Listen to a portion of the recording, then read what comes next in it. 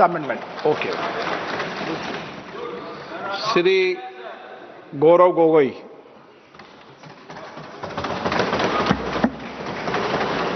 धन्यवाद अध्यक्ष महोदय। इस बिल पर प्रारंभ करने से पहले मैं आपका ध्यान असम में हुए बाढ़ और वहां पर लगभग 70 व्यक्तियों की मौत की तरफ आकर्षित करता हूं और इस सदन से बड़ी पीड़ा मन से, बड़े दुखी मन से केंद्र सरकार से असम के लोगों के लिए एक विशेष पैकेज की मैं गुजारिश करता हूं। सर, मैं शुरुआत करता हूं इस बिल से और अभी हमने आदरणीय मंत्री जी के वक्तव्य सुना और उनके बात और इस संशोधन वाले बिल का विवरण पढ़ के साफ साफ पता चल जाता है कि ये सरकार शिक्षा विभाग को लेकर गंभीर नहीं है, सुधार नहीं लाना चाहती। ये सिर्फ एक दिखावा का बिल है, क्योंकि ये बिल एक संशोधन बिल है। आज से 2 साल पहले ये बिल लाया गया था, public examinations prevention of unfair act 2024। उस समय में भी एक यूजीसी ये नीट के 2024 के परीक्षा को लेकर पूरे देश भर में लोगों के मन में व्यापक चिंता थी।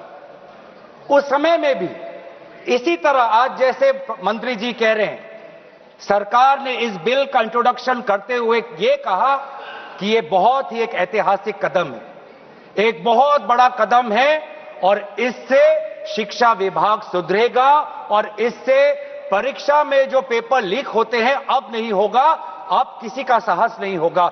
ऐसे कड़े दंड उस समय सरकार ने कहा कि 2024 के बिल में वो लाए हैं।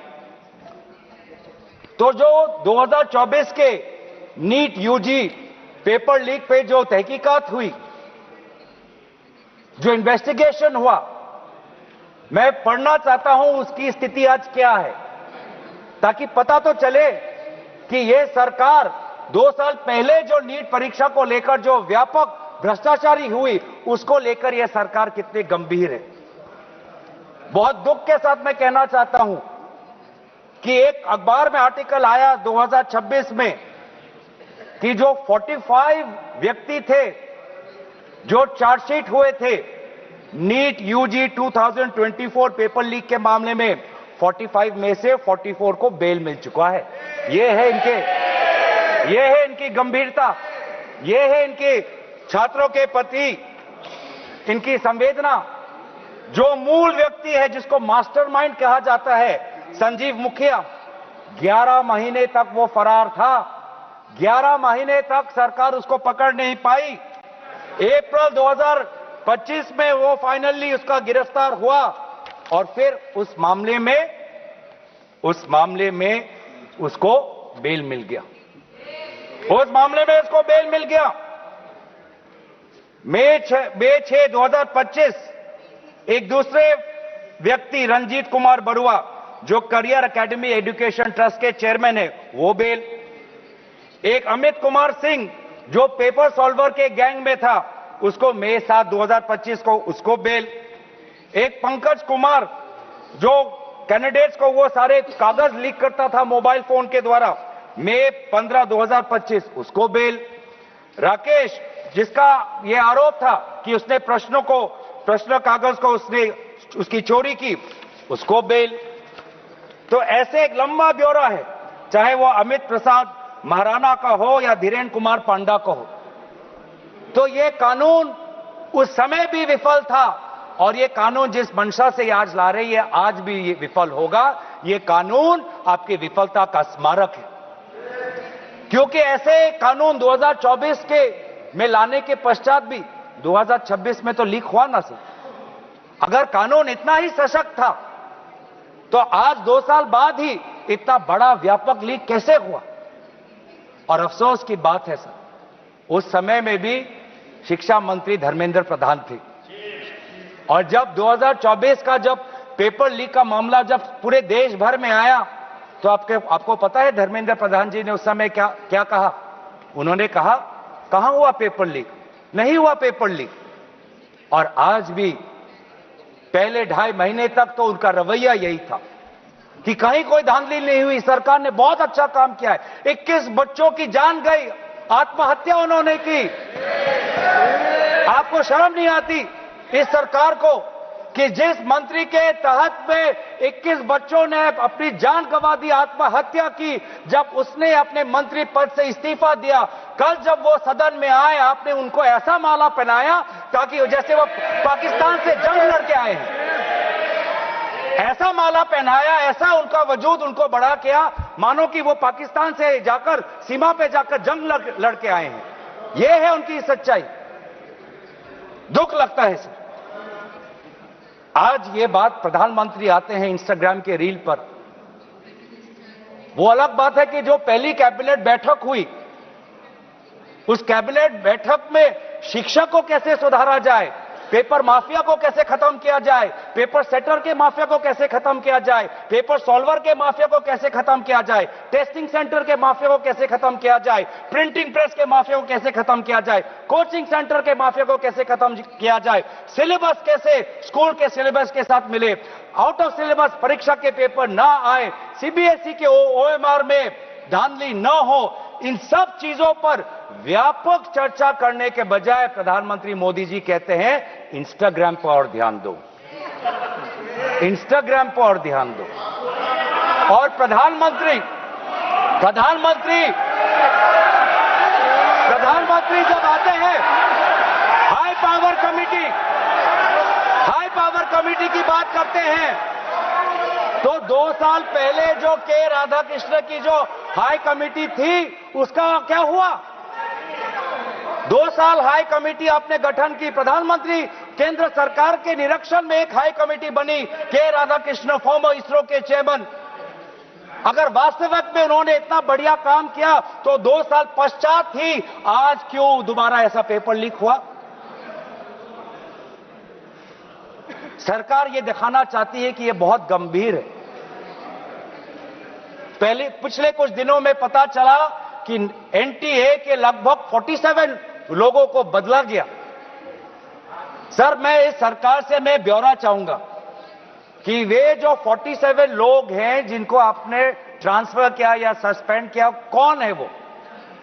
क्योंकि एनटीए की जो एक्चुअल सैंक्शन कैपेसिटी है, एनटीए की जो सैंक्शन कैपेसिटी है वो 34 की है, 34 की सैंक्शन कैपेसिटी है। ये 47 कौन है? कौन है ये 47? 34 में से तो शायद 10-11 वैकेंसियां हैं, 24 ही है जहां पर लोग बैठे हुए हैं। तो ये जो 47 जो सैंक्शन, ये कौन है? जो आउटसोर्स करके अपने लोगों को लाया एनटीए में, वो लोग हैं क्या? उसका ब्यौरा मिलना चाहिए। हम जानना चाहते हैं, आपने एनटीए के डीजी को बदला और एनटीए के चेयरमैन को रखा, ऐसा क्यों? ऐसा क्यों? आपको एनटीए के डीजी पर विश्वास नहीं, आपने मान लिया कि शिक्षा मंत्री धर्मेंद्र प्रधान जी का इस्तीफा होना चाहिए, आपने ये भी मान लिया, तो आपको एनटीए के चेयरमैन पर इतना विश्वास क्यों? ये हम जानना चाहते हैं। सुनाई दे रहा होगा सर, एक विशेष संगठन के साथ जुड़े हुए हैं, उसका ब्यौरा देख लीजिए, एनटीए के चेयरमैन का ब्यौरा देख लीजिए। इससे पहले वह मध्य प्रदेश के पब्लिक सर्विस चेयरमैन के वो कमीशन के चेयरमैन थे और उस समय में भी धांधली हुई,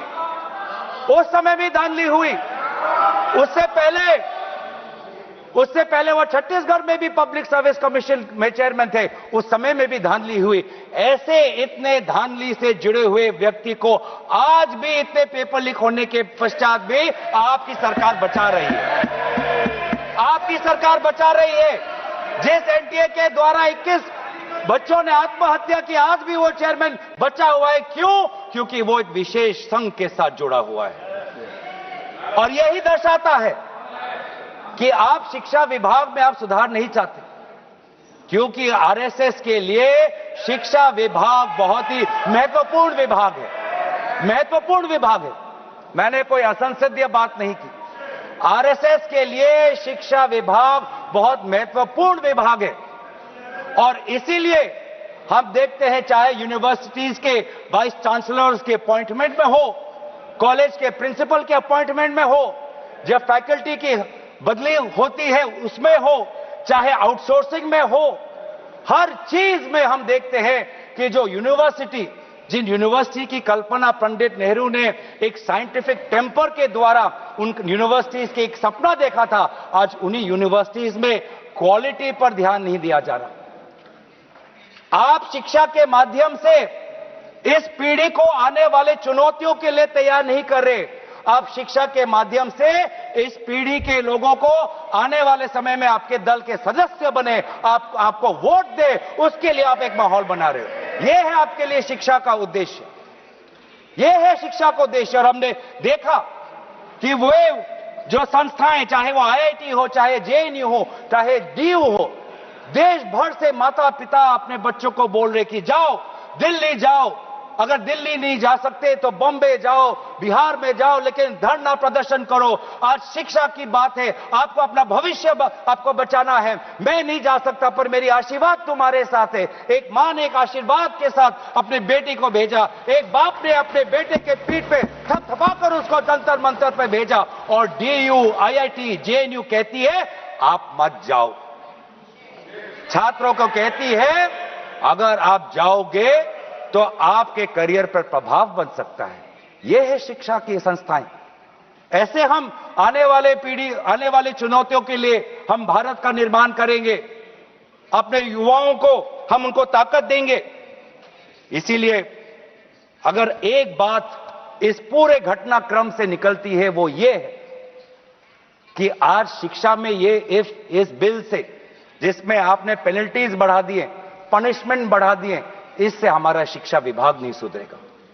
राहुल गांधी जी बार बार कहा कि धर्मेंद्र प्रधान जी सिर्फ एक मुखौटा है आपके शिक्षा विभाग का। आपकी शिक्षा के प्रति जो आपकी जो नीति है वो सिर्फ उसका एक चिन्ह है, एक सिंबल है।